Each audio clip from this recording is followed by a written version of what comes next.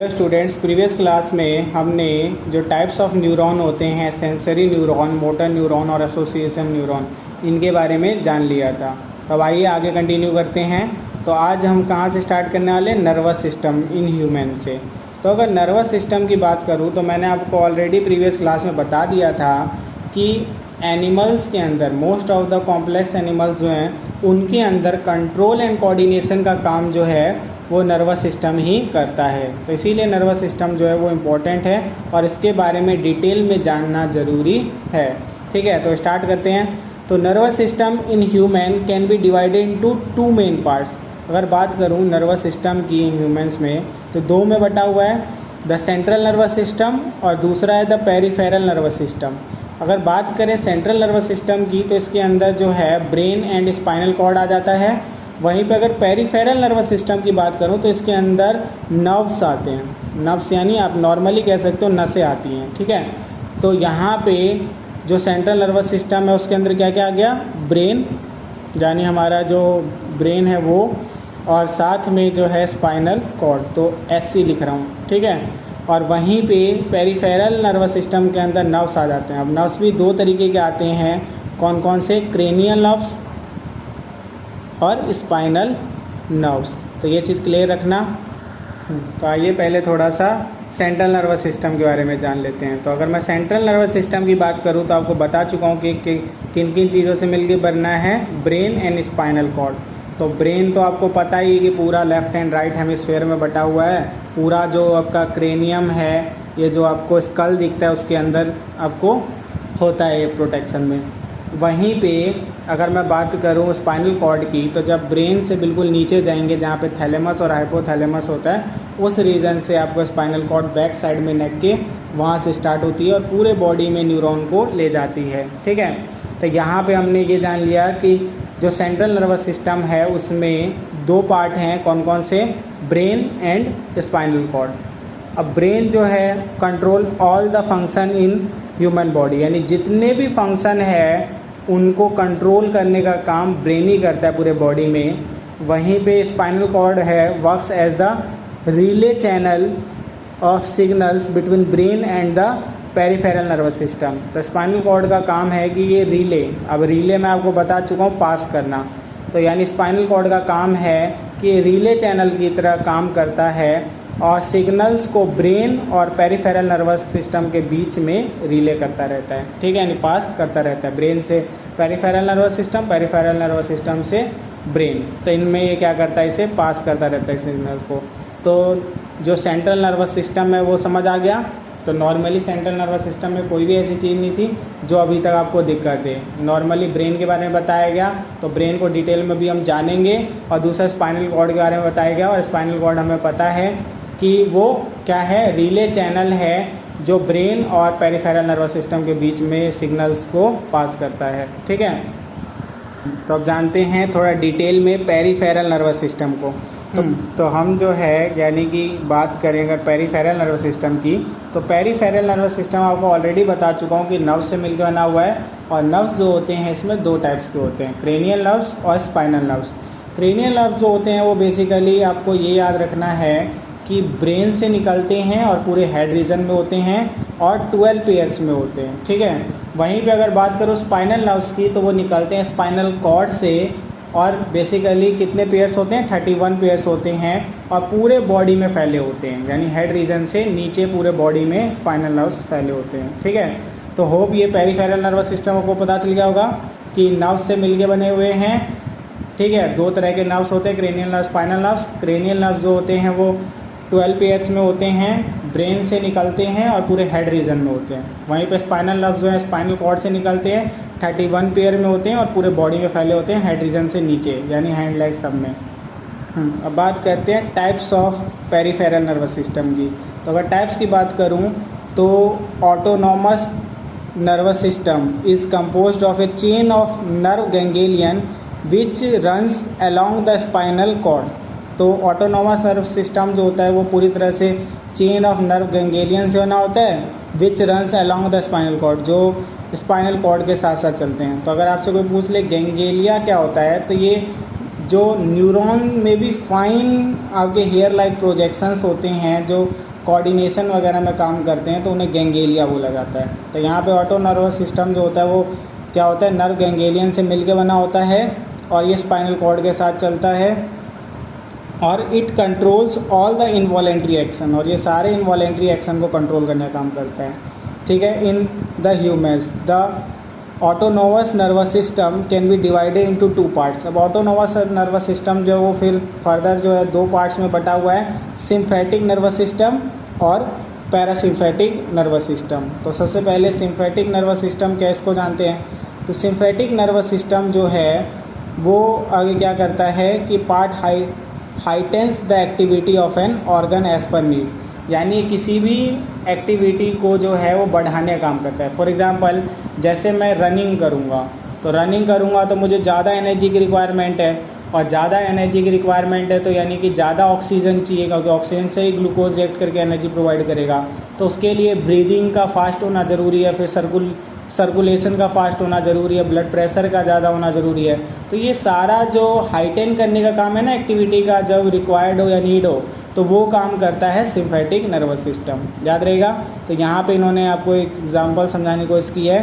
During running there is a increase demand of oxygen by the body, this fulfilled by an increased breathing rate and increase heart rate. ठीक है, तो ये चीज़ याद रखना। तो sympathetic nervous system पता चल गया। ये ज़रूरत के समय पर जो भी प्रोसेस वगैरह होती है या जो भी हमारे अंदर सिस्टम वगैरह जो प्रोसेस करती है, जैसे ब्रीदिंग, रेस्पिरेशन वगैरह, उसको फास्ट करने का काम करता है। ठीक है, अब बात आती है पैरासिम्फेटिक नर्वस सिस्टम की। तो पैरासिम्फेटिक नर्वस सिस्टम को उसका जस्ट अपोजिट कर दो। पैरासिम्फेटिक नर्वस सिस्टम जो है वो क्या कर रहा था, हाइटेन कर रहा था या फास्ट कर रहा था। ये क्या कर देता है, स्लो कर देता है जब नीड नहीं होती।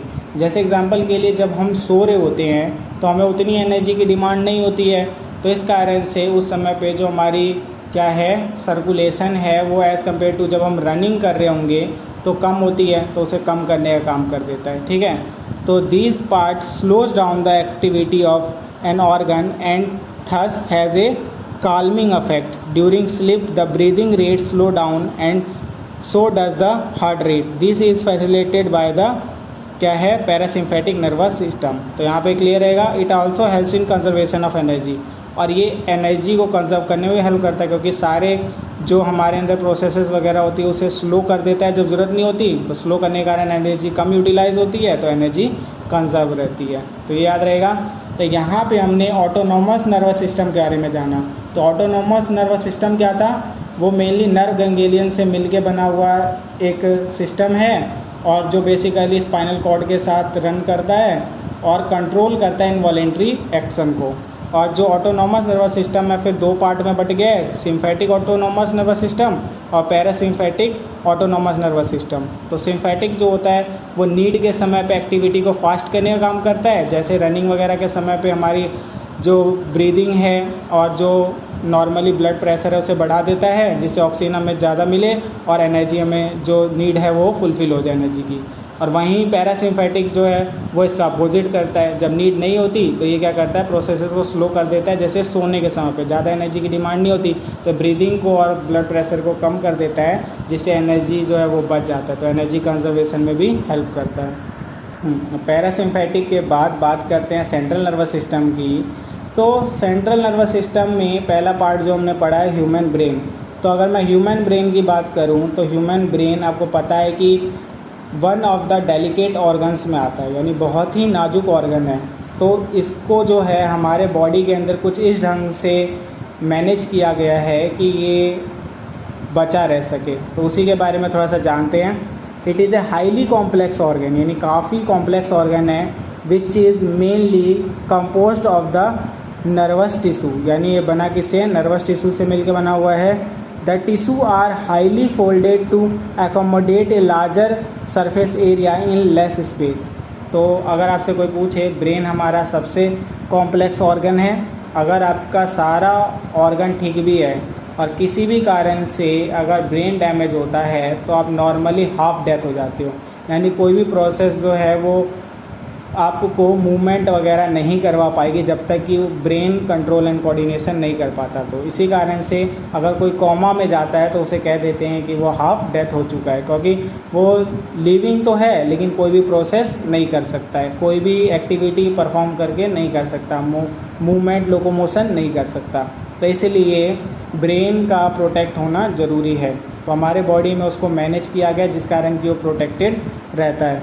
और बना किस चीज़ से ब्रेन, तो नर्वस टिश्यूज़ से मिलके बना हुआ है। और ये नर्वस टिश्यूज़ जो हैं वो कुछ इस ढंग से फोल्डेड हैं कि इतनी कम से जगह में, यानी आपने देखा होगा कि स्कल कितना सा है और उसके अंदर बहुत सारे नर्व्स ऐसे फोल्डेड हैं कि वो कम जगह में ज़्यादा आ जाते हैं, यानी सरफेस एरिया जो है ज़्यादा हो जाती है लेकिन कम स्पेस में, लेस स्पेस में। The brain is covered by A 3 layered system of membrane called meninges. यानी पहले तो ब्रेन स्कल के अंदर है, क्रेनियम के अंदर है जो इतना हार्ड टफ बोन है, ठीक है। उसके बाद भी 3 लेयर की मेनिंजेस होती है, ठीक है, वो भी उसे प्रोटेक्ट करती है। और ये जो 3 लेयर की मेनिंजेस है इसके बीच में भी सेरेब्रोस्पाइनल फ्लूइड नाम का एक फ्लूइड होता है जो इन मेनिंजेस के बीच में होता है। अगर आपसे कोई पूछे कि सेरेब्रोस्पाइनल फ्लूइड क्या काम करता है, तो ये मेनली कुशन, आपको पता है कि जब कोई भी झटका लगेगा हमारे क्रेनियम पे यानी स्कल पे, तो वो जा सकता था कहाँ पे, डायरेक्ट ब्रेन तक। तो ये 3 लेयर जो होती हैं मेनिंजेस की, ये बचा लेती है। और फिर भी अगर कोई जर्क अंदर जा रहा होता है तो उन मेनिंजेस के बीच में क्या है, फ्लूइड होता है जिसे सेरेब्रोस्पाइनल फ्लूइड कहते हैं, सेरेब्रोस्पाइनल फ्लूइड कहते हैं। वो बेसिकली उस जर्क को एब्जॉर्ब कर लेता है जो बाहर से आता है और तकिए की तरह काम करता है, कुशन की तरह काम करता है। तो इस ढंग से ब्रेन जो है वो काफ़ी प्रोटेक्टेड रहता है हमारे बॉडी के अंदर। तो अगर आपसे कोई भी पूछ ले कि हमारे बॉडी में किस ढंग से ब्रेन प्रोटेक्टेड रहता है, तो आप बता देना कि पहले तो क्रेनियम के अंदर होता है जो काफ़ी टफ आपके क्या है कि बोन है। उसके बाद 3 लेयर की वो होती है जिसे मेनिंजेस कहते हैं, और तीनों मेनिंजेस के बीच में जो है वो सेरेब्रोस्पाइनल नाम का फ्लूइड होता है जो कुशन की तरह एक्ट करता है। तो ये इस ढंग से प्रोटेक्शन दी गई है किसकी, ब्रेन की, हमारे बॉडी में। आगे बढ़ते हैं।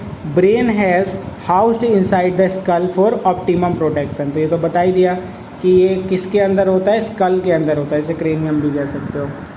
अब बात करें ह्यूमन ब्रेन की, तो ह्यूमन ब्रेन के 3 मेन पार्ट्स हैं। Fore brain, it is composed of cerebrum. तो 3 पार्टों में ह्यूमन ब्रेन को मेनली बांटा गया, फोर ब्रेन, मिड ब्रेन और हिंड ब्रेन।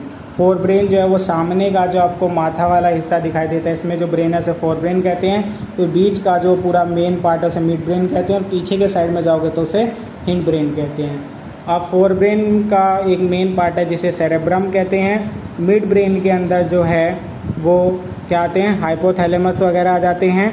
और हिंड ब्रेन के अंदर जो है फिर मेन आपके 3 पार्ट आते हैं। कौन कौन से, यहाँ पे आप देख सकते हो, सेरेबेलम, पून और मेडुला ऑब्लिगाटा, ठीक है। तो 3 पार्ट्स होते हैं और आप यहाँ डायग्राम में देख सकते हो सेरेब्रम, ये जो पूरा पार्ट है ना आगे का, ये हो गया आपका फोर ब्रेन, बीच का ये मिड ब्रेन, और ये पीछे का साइड जो है वो हो जाएगा हिंड ब्रेन।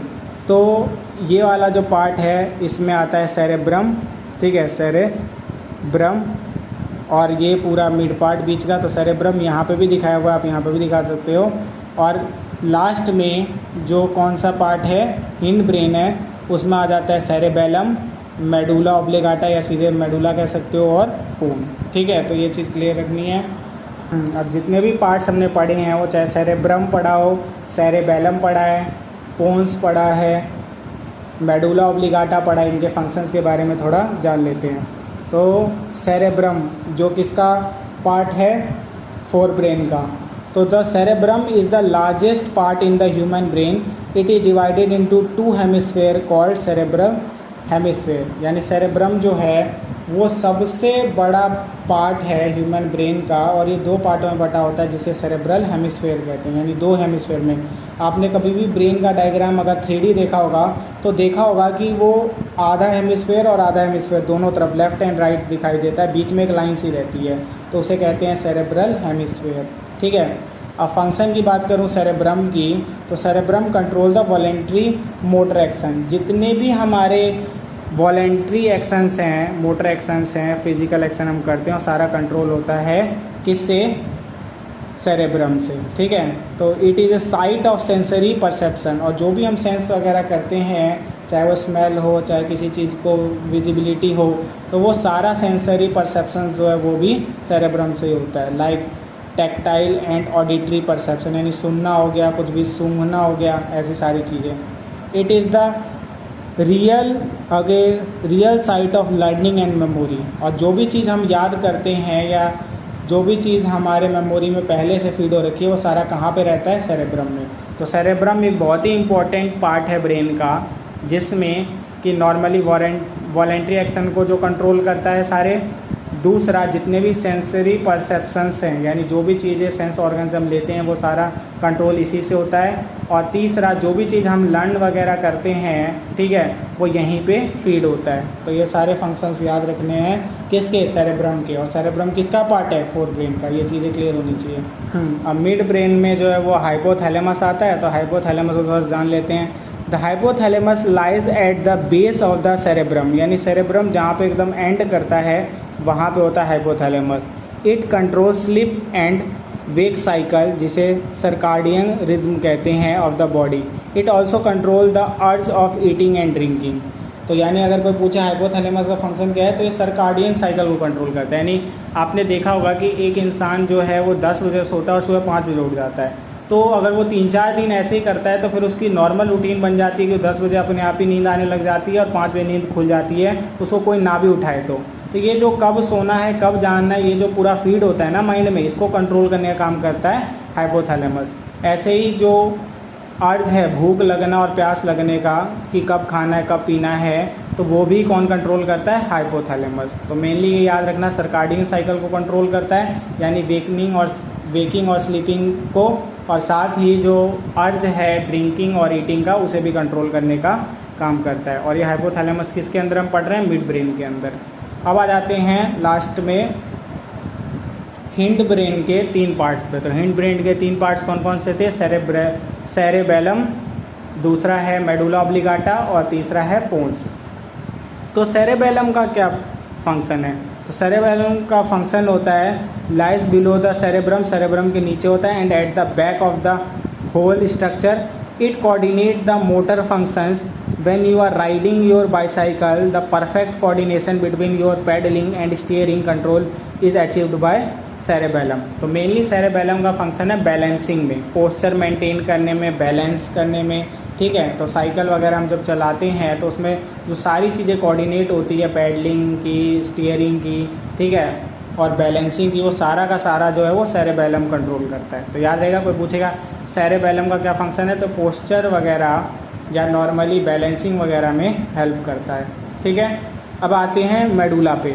तो मेडुला का क्या फंक्शन है? तो बेसिकली मेडुला जो है वो सारे इनवॉलेंट्री एक्शन को कंट्रोल करता है। मेडुला किसके साथ मिलके? पोन्स के साथ मिलके। तो it lies at the base of the brain, ये बिल्कुल ब्रेन के लास्ट में होता है, and continues into the spinal cord, और स्पाइनल कॉर्ड तक जाता है। तो medulla control various involuntary action like heart beat, respiration etcetera. तो यहाँ पे क्लियर रहेगा। तो एक बार क्विक रिवीजन करवा देता हूँ। 4 ब्रेन में आया सेरेब्रम। सेरेब्रम का फंक्शन है सारे वॉलेंट्री एक्शन को कंट्रोल करना, सेंसरी परसेप्शन को, यानी जितने भी सेंस ऑर्गन से जो भी इंफॉर्मेशन रिसीव की जाएगी उसको कंट्रोल करना, और मेनली लर्निंग एंड मेमोरी का साइट होता है, ठीक है, क्या? सेरेब्रम 4 ब्रेन का। तो 4 ब्रेन क्लियर है। उसके बाद आते हैं मिड ब्रेन के हाइपोथैलेमस या थैलेमस पे। तो वहाँ पे अगर मैं हाइपोथैलेमस की फंक्शन की बात करूँ तो हाइपोथैलेमस जो है वो सर्काडियन साइकिल को कंट्रोल करता है, यानी वेकनिंग एंड स्लीपिंग साइकिल को कंट्रोल करता है। साथ में अर्ज ऑफ ईटिंग एंड ड्रिंकिंग भी कंट्रोल करता है, कब भूख लगेगी, कब प्यास लगेगी, तो वो सब चीज़ें देखता है, ठीक है। अब आते हैं हिंड ब्रेन पे। हिंड ब्रेन का पहला पार्ट है सेरेबेलम। सेरेबेलम जो है वो पोस्चर मेंटेन करने का काम करता है, पोस्चर को कंट्रोल करता है और बैलेंसिंग में हेल्प करता है। तो साइकिल वगैरह जब चलाते हैं तो सेरेबेलम ही होता है जो कैसे पैडलिंग और स्टीयरिंग और बैलेंस तीनों साथ में करना, उस चीज़ को देखता है। और वहीं पे बात करें अगर मेडुला ऑब्लिगाटा और पोन्स की, तो दोनों इनवॉलेंट्री एक्शन को कंट्रोल करते हैं। फिर वो हार्ट बीट हो गई, चाहे रेस्पिरेशन हो गई, इन सब चीज़ों में। तो ये चीज़ क्लियर है। तो आज की क्लास में इतना ही। नेक्स्ट क्लास में हम रिफ्लेक्स एक्शन को कंटिन्यू करेंगे और आगे के सारे टॉपिक्स कवर करेंगे।